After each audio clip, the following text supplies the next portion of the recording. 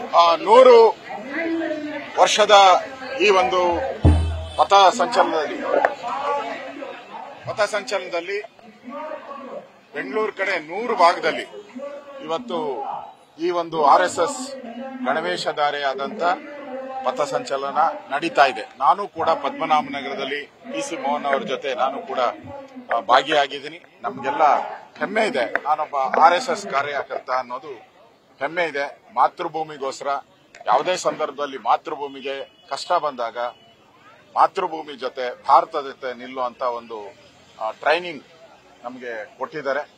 ದೇಶದಲ್ಲಿ ಏನೇನು ಸಮಸ್ಯೆಗಳು ಬಂದಾಗ ಆರ್ಎಸ್ಎಸ್ ಭಾರತದ ರಕ್ಷಣೆ ಮಾಡುವಂತ ವಿಚಾರದಲ್ಲಿ ಯಾವುದಾದ್ರೂ ಒಂದು ಸಂಸ್ಥೆ ಈ ಹಿಂದೂಸ್ತಾನದಲ್ಲಿ ನಿಂತಿದೆ ಅಂದ್ರೆ ಅದು ಆರ್ಎಸ್ಎಸ್ ಮಾತ್ರ. ಆ ರೀತಿಯಾದಂತ ಒಂದು ಟ್ರೈನಿಂಗ್ ಅನ್ನ ಕೊಡುವಂತ ಒಂದು ರಾಷ್ಟ್ರ ಪ್ರೇಮವನ್ನ, ಭಾರತದ ಬಗ್ಗೆ ಗೌರವವನ್ನ, ಪ್ರೀತಿಯನ್ನ, ರಾಷ್ಟ್ರ ಪ್ರೇಮವನ್ನ ಬೆಳೆಸುವಂತ ಒಂದು ಸಂಸ್ಥೆ ಆರ್ಎಸ್ಎಸ್.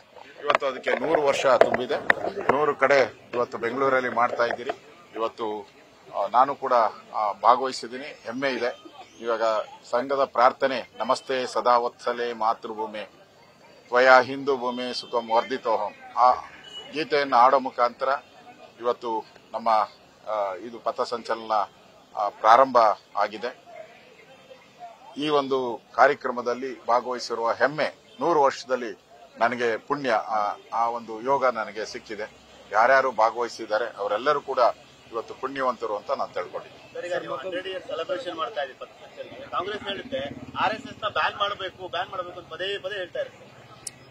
ಆರ್ಎಸ್ಎಸ್ ಬ್ಯಾನ್ ಮಾಡಕ್ಕೆ ನಾ 3 ಬಾರಿ ಪ್ರಯತ್ನ ಮಾಡಿದ್ವಿ, ಅಂತ ಇಂದಿರಾ ಗಾಂಧಿ ಕೈಲೇ ಆಗ್ಲಿಲ್ಲ. ಇನ್ನ ಈಗ ನರೇಂದ್ರ ಮೋದಿ ಅವರೇ ಆರ್ಎಸ್ಎಸ್, ಅಮಿತ್ ಶಾ ಅವರೇ ಆರ್ಎಸ್ಎಸ್, ದೇಶದ ರಾಜ್ಯಪಾಲರುಗಳು ಬೇಕಾದಷ್ಟು ರಾಜ್ಯಪಾಲರು ಎಲ್ಲ ಆರ್ಎಸ್ಎಸ್ ಅವರು. ಇಡೀ ದೇಶನೇ ಆರ್ಎಸ್ಎಸ್ ಇದ್ದಾಗ ಈ ಕಾಂಗ್ರೆಸ್ ಇವತ್ತು ದೇಶದ ಪಾರ್ಟಿಯಾಗಿ ಉಳಿದಿಲ್ಲ, ಭಾರತದ ಪಾರ್ಟಿಯಾಗಿ ಉಳಿದಿಲ್ಲ. ಅದೊಂದು ರೀತಿ ರಾಹುಲ್ ಗಾಂಧಿ ಅವರು ಇವತ್ತು ಪಾಕಿಸ್ತಾನದಲ್ಲಿ ವೆರಿ ಪಾಪ್ಯುಲರ್, ಎಲ್ಲ ಮನೆಯಲ್ಲೂ ರಾಹುಲ್ ಗಾಂಧಿ ಅವರ ಫೋಟೋ ಇದೆ. ಮೊನ್ನೆ ನಮ್ಮ ಸಿಂಧೂರ್ ಆಪರೇಷನ್ ಸಿಂಧೂರ್ ಆದಾಗ ಅವ್ರ ಕಾಮೆಂಟ್ಗಳೆಲ್ಲನೂ ಕೂಡ ಪಾಕಿಸ್ತಾನದಲ್ಲಿ ಬಹಳ ಪಾಪ್ಯುಲರ್ ಇದೆ. ಅಂತ ವ್ಯಕ್ತಿ ಇವತ್ತು ಭಾರತದ ಬಗ್ಗೆ ಮಾತಾಡ್ತಾರೆ, ಆರ್ಎಸ್ಎಸ್ ಮಾತಾಡ್ತಾರೆ ಅಂದ್ರೆ ಅವರಿಗೆ ನಿಜಕ್ಕೂ ಭಾರತದ ಇತಿಹಾಸ ಗೊತ್ತಿಲ್ಲ.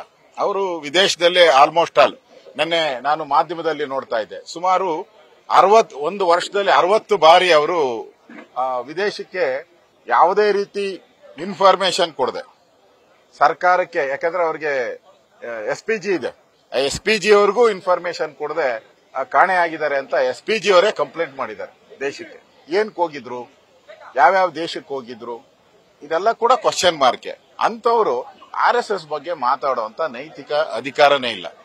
ಇವತ್ತು ಯಾವುದಾದ್ರೂ ಒಂದು ರಾಷ್ಟ್ರ ಪ್ರೇಮವನ್ನ ಕೊಡುವಂತ ಸಂಸ್ಥೆ ಆರ್ಎಸ್ಎಸ್.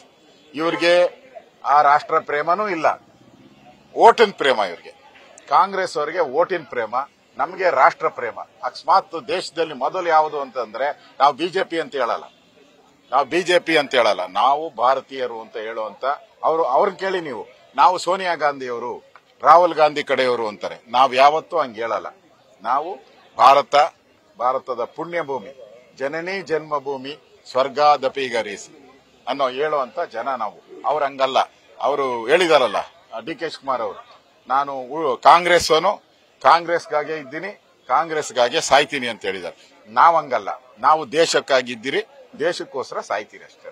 ಸರ್, ಮತ್ತೊಂದು ಕಡೆ ಇವತ್ತು ಡಿಕೆಶಿ ನಡಿಗೆ ಅಂತ ಹೇಳಿ ಜೆಪಿ ಪಾರ್ಕ್ ಹತ್ರ ಹೋದಾಗ ಮುನಿರತ್ನ ಅವರಿಗೆ ಅವಮಾನ ಮಾಡಿದ್ರು ನೋಡಿ.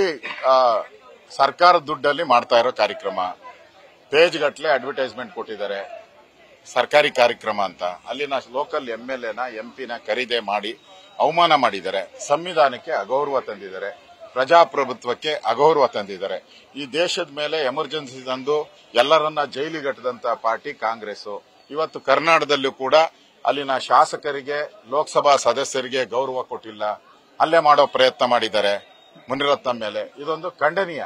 ಇದು ಕಾಂಗ್ರೆಸ್ಸಿನ ಸಂಸ್ಕೃತಿಯನ್ನ ತೋರಿಸ್ತದೆ. ಕಾಂಗ್ರೆಸ್ಸಿನ ಗೂಂಡಾಗಿರಿ, ಮೊದಲಿಂದನೂ ಅವ್ರು ಗೂಂಡಾಗಿರಿ ಮಾಡ್ಕೊಂಡೇ ಬಂದವರು. ಆ ಗೂಂಡಾಗಿರಿ ಮಾಡ್ತಾ ಇದಾರೆ. ನನ್ಗನ್ಸುತ್ತೆ ಇನ್ನು 2 ವರ್ಷ ಇರೋದು. ಯಾಕೆ ಗೂಂಡಾಗಿರಿ ಎಲ್ಲ ಮಾಡಕ್ ಹೋಗ್ತೀರಾ?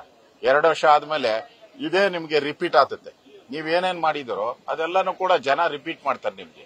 ಅದು 2 ವರ್ಷ, ಉಳಿದಿರೋದೇ 2 ವರ್ಷ ನಿಮ್ದು. ಅದರಲ್ಲಿ ಯಾಕೆ ಇನ್ನು ಗೂಂಡಾಗಿರಿ ಎಲ್ಲ ಮಾಡ್ತಾರೆ? ಔಟ್ ಗೋಯಿಂಗ್ ನೀವು ಜನ ತೀರ್ಮಾನ ಮಾಡ್ಬಿಟ್ಟವ್ರೆ, ನೀವು ಔಟ್ ಗೋಯಿಂಗ್ ಪಾರ್ಟಿ ಅಂತೇಳಿ. ದೇಶದಲ್ಲಿ ಎಲ್ಲೂ ಇಲ್ಲ. ಕಾಂಗ್ರೆಸ್ ಅಲ್ಲಿ ಆಂಧ್ರದಲ್ಲಿ 2 ಕಡೆ ತಲೆ ಎತ್ತಿದ್ದೀರಾ. ನೆಕ್ಸ್ಟ್ ಎಲೆಕ್ಷನ್ ಆದ್ರೆ ಕರ್ನಾಟಕದಲ್ಲೂ ಇಲ್ಲ, ಆಂಧ್ರದಲ್ಲೂ. ಆಗ ಜನ ತೀರ್ಮಾನ ಮಾಡ್ಬಿಟ್ಟಿದ್ದಾರೆ. ತೆಲಂಗಾಣದಲ್ಲೂ ಇಲ್ಲ, ಸಾರಿ ಆಂಧ್ರ ಅಲ್ಲ, ತೆಲಂಗಾಣದಲ್ಲೂ ಇರಲ್ಲ ನೀವು. ಅದರಿಂದ Congress out going party, Congress ಮುಕ್ತ ಭಾರತ ಮಾಡೋದೇ ನಮ್ಮ ಅಜೆಂಡಾ.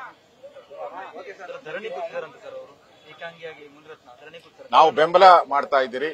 ಮುನಿರತ್ನ ಮೇಲೆ ಆಗಿರುವಂತ ಅಲ್ಲೇ, ಇದು ಪ್ರಜಾಪ್ರಭುತ್ವದ ಮೇಲೆ ಆಗಿರೋ ಅಲ್ಲೇ. ಈಗ ಮುನಿರತ್ನಂ ಅವರಿಗೆ ನಾವು ಬೆಂಬಲವನ್ನ ಕೊಡ್ತೀರಿ. ಪೊಲೀಸರು ಅವರಿಗೆ ಕೂಡಲೇ ರಕ್ಷಣೆಯನ್ನ ಕೊಡಬೇಕು ಅಂತೇಳಿ ನಾನು ವಿರೋಧ ಪಕ್ಷದ ನಾಯಕನ ಆಗಿ ಆಗ್ರಹವನ್ನ ನಾನು ಮಾಡ್ತಾ ಇದ್ದೀನಿ. ನ್ಯೂಸ್ ಫಸ್ಟ್, ನಿರ್ಭೀತಿಯಿಂದ ನಿಮ್ಮ ಪರವಾಗಿ.